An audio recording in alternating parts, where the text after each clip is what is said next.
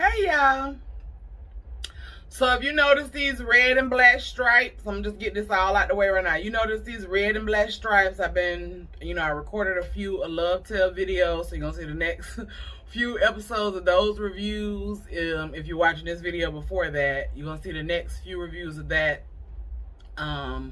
in this. So I'm just in here just trying to bust out some stuff while things are on my mind, and I'm in the spirit and the mode to do it. I just want to do it. And this particular video is a different video. This is something that's been on my mind for the past few days that I wanted to talk about, and I was just gonna do my love tale and get that started in my editing with that, but I wanted to record this because, and I don't know how long it's gonna be. I'm probably just gonna ramble on for a little while on it, but I wanted to share. And I think a few things happened that I thought were beautiful as far as the topic of mental health. And so that's what I want to talk about. I want to talk about mental health a little bit because it has presented itself many ways in my life for me personally, as well as from a personal perspective of people that I love. So one, I hope that everyone, and if you don't know, mental health is serious. Like your mental health, your mental stability, that is something that is serious. And there are many things that can trigger our mental health, and we have to be willing to protect it at all costs. And sometimes that protection looks a couple of different ways. So what made me also think about it is, if you haven't, and I'll put some clips or an article or something on the side to go along with what I'm saying, but if you didn't see, like Naomi Osaka, the tennis player, in terms of, I think it's the US Open, anything that I say that's not on point with which tennis match it was, I'll put it in, I'll correct it. But the point of it is that initially when she was playing, she was saying she was not going to be doing press. And there are fines for athletes who, when you're participating in that, like if you play basketball, if you play football, if you're in tennis, if you do not do press, there is a fine for that. And she was willing to take that fine. Well, once she was willing to take the fine, and I'm not going to do press, I'm just going to play tennis, which is what I'm here for. Then there was all of this rumblings about her not being able to play, and they might suspend her and this and that. And Mama said, you ain't got to suspend me, boo. I withdraw. And I said, kudos to her. Y'all clap it up for her. Because that's a person taking control of their mental stability, their mental health. Like the whole interview process, as a lot of athletes explain it, is stressful. They're asking you dumb questions. They're asking repetitive questions. And I'm here answering your questions late after I've just finished this tennis match, running back and forth, huffing and puffing, swinging at this ball, and, trying to make sure that I win. And now I have to sit up here as opposed to going to rest and decompress. I got to answer questions for reporters. I respect her because, a lot of times what you find with people who have money and who have status, and if she's very famous as far as tennis, and she's well known, and there's that expectation, and that's heavy on a person. That's strength to be able to say, no, I can't do that. And I don't care about not being able to win this competition, not being able to be a part of it, not make whatever money comes from it, the possibilities of endorsements or business that could come from it or be lost as a result of not doing it. I don't care about that. My mental is what's most important, and I think that that's a big message in what she did. Like, that is what's most important. We have to protect our peace. We have toxic people in our life with toxic energy, toxic employers, toxic friends. You have to eliminate that stuff from your life. toxic personal behaviors. You have to eliminate that stuff from your life. And I think that we've gone through life where now, just here recently, mental health has really become something that is focused on, something that is important, something that is highlighted as far as an importance. And you hear people say it, but it really is just that simple. If you broke your finger, you would go to the doctor. But people will not go to the doctor when they are having mental health breaks, when something cracked and left from within you. You're no longer yourself. You want to sleep all the time. We won't go and get that help. And I know that a lot of people feel like going to therapy or going to mental health specialists, that sometimes all they want to do is throw you on medication just to get you out of their office. But what I say is that if you know that there is something off about your mental health, you need help, you feel like you can't get a grasp of it on your own, then you need to get professional help. And if the first professional help you get doesn't work, then you should try different mental health help and support. It's just kind of like how, an analogy, I guess, of if you don't like certain foods, you tried it, you don't like it.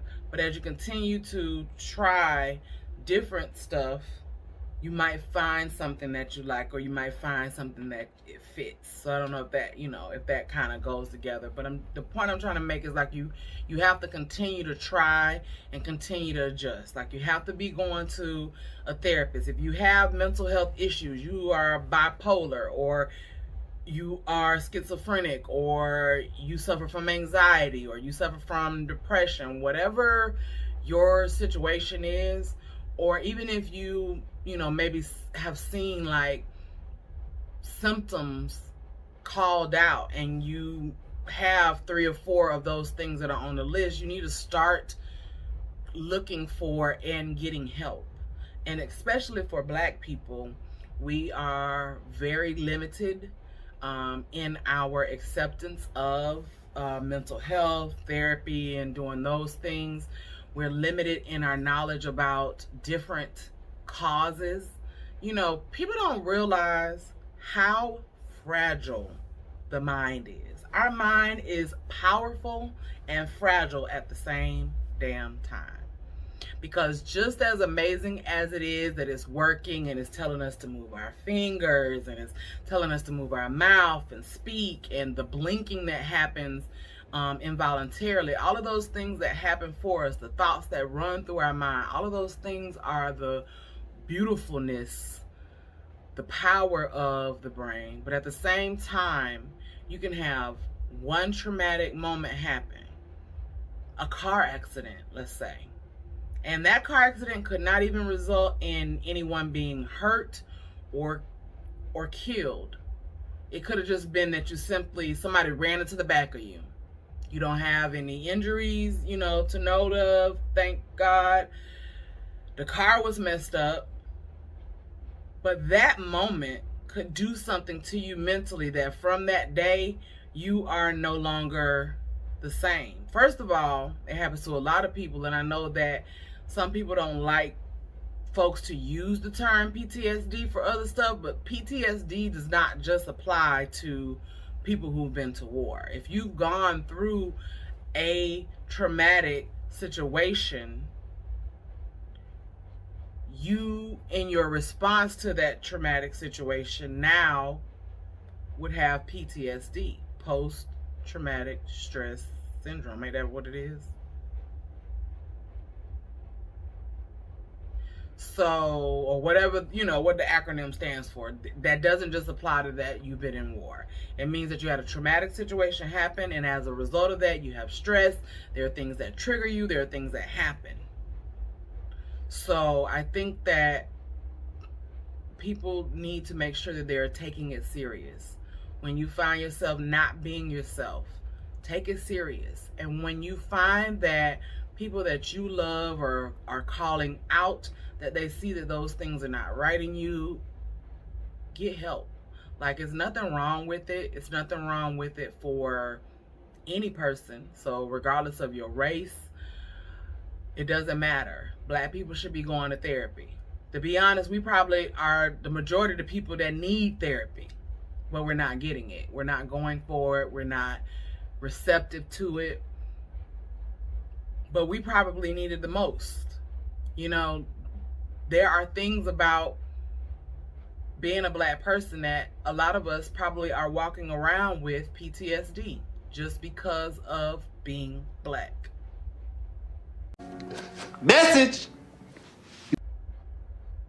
And I'm gonna just leave it at that. That there is nothing. I mean, we could explain and expound upon that further, and I would love to hear from everybody in the comments on that. But just being black, you could have PTSD as a result of that, because there are so many factors that go into that that would cause you a stress. And we probably, just as a technicality, all of us probably do. Just as a stress of being black and the things that come along with that, that's something you're living with day to day. That's an anxiety, that's a stressor, that's a trigger of many things, you know? And I don't want to get into those things. That could be for, you know, a separate video, but I say that to say that, you know, the PTSD part of it is impactful to a lot of people in terms of mental health and behaviors and how things happen. I'm not a doctor. Number one, I'm not a doctor. I have thoughts on things you can do to help, you know, keep yourself in a space mentally as best as possible, you know, in terms of being positive, caring for yourself, and removing people from your life, not participating in certain things as it relates to just overall. You may stop watching certain things because of the connotations or the negativity behind maybe that programming. Or you may not talk to certain friends or family because they're always negative. You know, reading books about positivity and, you know, meditating and journaling, and for me, always trying to look on the bright side of things and not always the negative. Like, I'm a person that I just like to do things, and I don't focus on the negative. Like, I am aware that things can happen, bad things can happen. There are bad people out there who can do things to you, and in any situation that can be true. But I don't want to live in fear, and I can't allow that to keep me from living that way. Meaning the way that I want to live. So, but that's for me, and that's kind of like the things that I've set within myself and that I continue to do on a daily. And you have to do things in practice, you know, in terms of like being positive and looking at the glass half full instead of half empty. All of those things in continuous practice will start to pick you up and start to make you feel better. But don't ever take for granted the profession of mental health. Like, it is a medical field. It is a medical profession. It is a medical treatment, you know, just like any other type of situation. Just like you have endocrinologists who deal with people with diabetes, and you have urologists who deals with people in their, you know, your urethra and peeing and all of that within you. It's a particular type of system, I know, but I can't think of it. Is it your urinary? But, you know, stuff in your urinary tract and all of that system, you know. So we have specialists for different reasons. Cardiologists for your heart. You have all of these different professions, and mental health is one. So you should go see therapists and psychotherapists, and what's another, got therapists, got psychotherapists, is another name that's out there. But someone who can help, psychologist, that's what I was trying to think of. Someone who can help you. And this is not even if you're having anxiety or depression. This could be just, even with me, myself, feeling like I want to be positive and things like that. There are things that have happened in my life that probably talking to somebody would be good for me to let those things out and figure out different ways to continue to improve my life. We're all on a journey. We're all, we want to achieve things and have goals and, stuff like that. But we also have to understand that we have to take care of ourselves. Just like you have to wash your body, you have to feed your body, you got to take care of your mental. And it's just very important that we do that. And I just wanted to say that. And I think that Naomi Osaka was a great example of protecting that, protecting the peace. I tell that to the people that I love all the time, and we talk about it all the time. Like, this is a season and an ongoing campaign that protecting the peace is important. Like, it's not really just a cliche. It honestly is an action, an initiative, a campaign, a movement. Protecting the peace is primary. Because if you are a mother, if you're a father, if you're a wife or a husband, a son or a daughter, whatever family relationships you have, friend relationships you have, you can't be your best you if you don't take care of you. If you're constantly giving of yourself to other people, spreading yourself thin for those people, you're not really showing up the full you.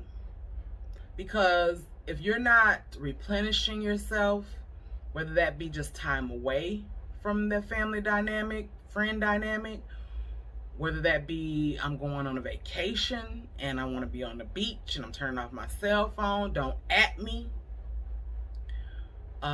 Whether that be I go and I get in my car and I just drive around and I listen to my music, something that is you, your time, your space for you.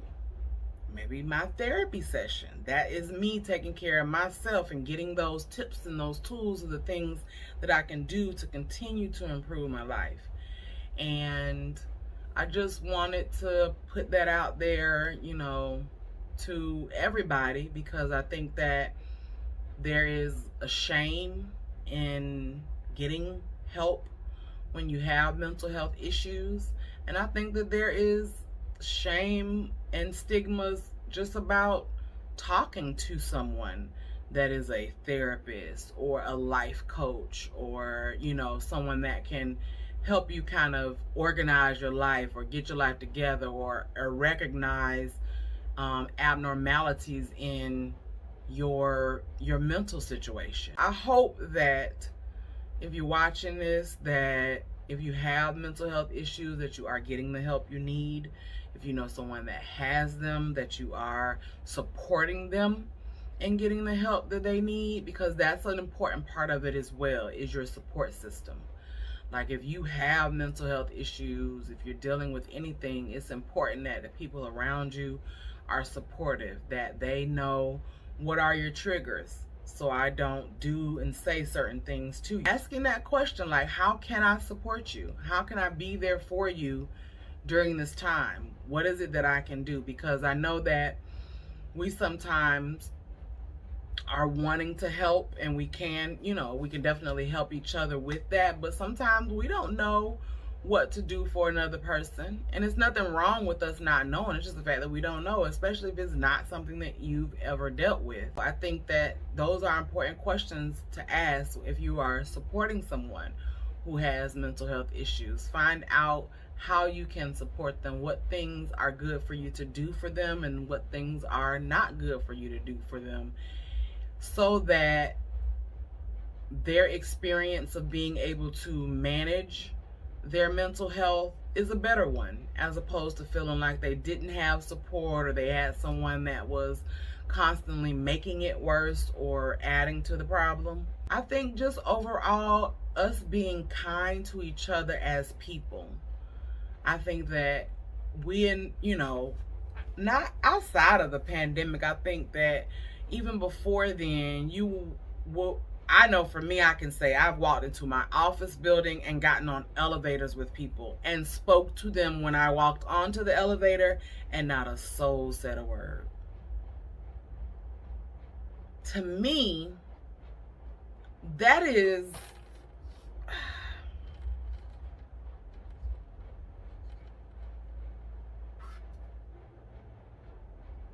to me, that is just slightly aggressive. Like, for you to look at someone, them to look at you, and you speak to them and they not say anything, not a hello, not a hi, not a head nod, not a nothing, no acknowledgement that you said a word to them. So I think just in the world, if we are being kinder to each other, and I know sometimes it's hard, people might get on your nerves, you have a bad day, and things happen. We sometimes say things out of anger and stuff like that, but if we are trying to make a conscious effort to be kinder to each other, deal with each other nicely, come from a place of people understanding where people may be coming from, then we may have less of those aggressive or microaggressive moments, and people will start to feel better. Like, they're, good morning. Smile back, speak back. And, for the people who don't get spoke back to, don't feel bad. Like, I always, anytime somebody, and here comes me trying to look at it in a positive, I don't want to look at it negative, like, fuck y'all ain't want to speak to me. No, I just take it as, okay, maybe you having a bad morning. I said my piece. I said, my part. I greeted. That's all that I can do. I was talking to a friend about this, and I had saw it on another YouTuber that I love for It's Rocks, was talking about the pressures of the younger generation feeling the need of having to be perfect, needing to have their life together, needing to be in certain positions of accomplishing certain things. And I just say to those folks, the ones that are in my family, and that are connected to me, that I love, and to young folks who just may end up watching this, like, there is no true race. The only race that you're running is the one against yourself. You're not running a race against the other people around you. And I think, just let me say this for the adults too, because some of us are living in that space too. Like, we shouldn't try to be feeling like, oh, my life need to look like this person, and I need to be doing that, and I need to have this. Have the things you want, yes.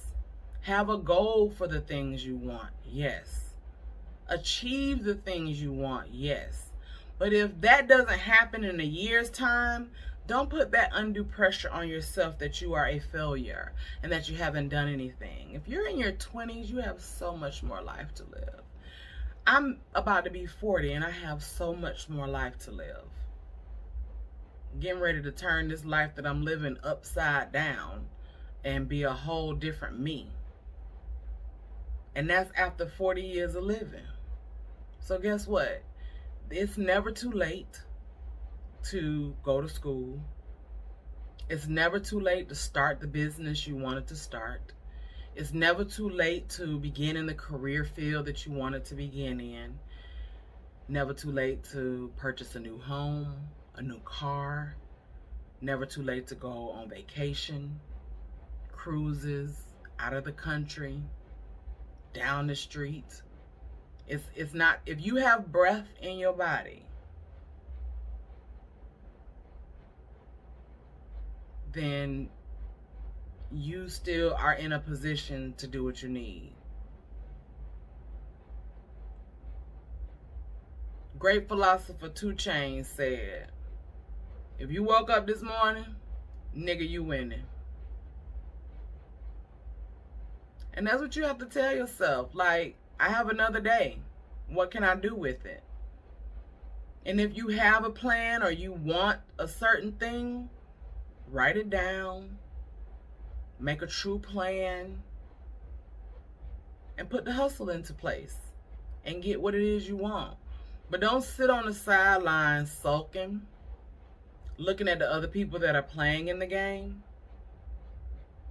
and be jealous or feel anxious that you're not in there. There is a time for everyone to sit on the bench. Even LeBron James does. Message! He doesn't play the whole game. And he is the GOAT, right? MJ was the GOAT. He sat on the bench because of what he was doing. He was refilling, he was refueling, he was re-energizing to get back to that next quarter or that next half. So if you have to recharge, if you have to be slowed down, if you have to be sat down for whatever reason, whether that is a firing from a job or a loss of a job, if it is a mental break, if it is a repositioning of your employment or your living location, take that reset, take that refresh, take that moment on the bench to truly replenish yourself, truly refresh yourself, to be prepared that when the next half starts, you're actually able to play.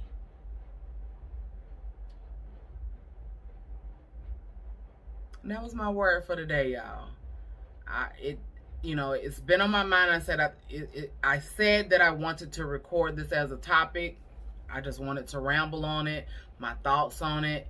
I hope you all enjoyed it. I hope that anybody that is in need of mental help reaches out, whether that's to friends, to family, to professionals.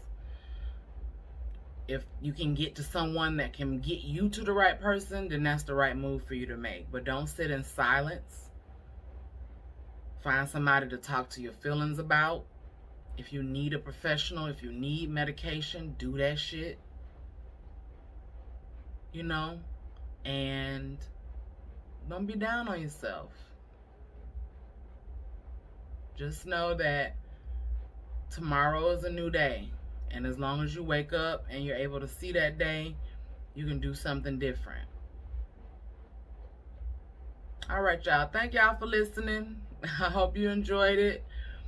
Be sure to like, comment, subscribe, share. Tell your folks about me. Tell her come see your girl. Listen to a bump of gums. I'll holla.